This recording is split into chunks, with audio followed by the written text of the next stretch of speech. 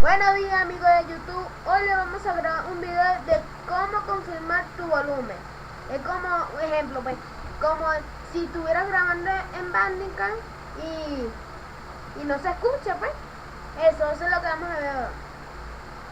Nos vamos a videos. De ahí nos vamos para confirmaciones. Aquí nos vamos para sonido. Aquí nos va a aparecer esta página. Vamos a apoyar grabar sonido. Claro, y puyamos la flechita para arriba. Ajá. Y de aquí vamos a opciones. Puyamos la primera opciones. Nos vamos por opciones. Aquí nos va a aparecer que puyamos no.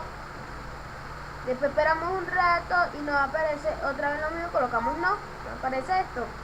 Aquí le va a aparecer su micrófono y lo van a colocar ahí.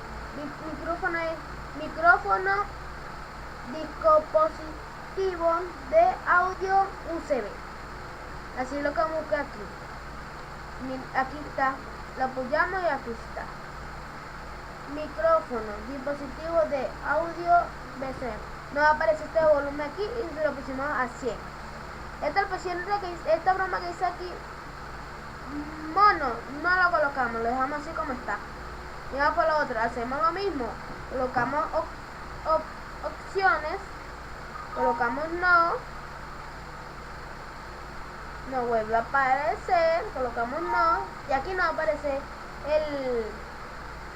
si tienes altavoz de corneta, eso se trata así, o de audífono. Aquí es app o en algo así, vía HD audio. Colocamos, lo buscamos y aquí está. Y vamos a aquí, marcar sonido, primaria y secundaria, y una sola pista de audio. Lo marcamos y colocamos aceptar. Y eso ha sido todo, amigos. Ojalá que les haya gustado el video. Denle like, suscríbanse al canal.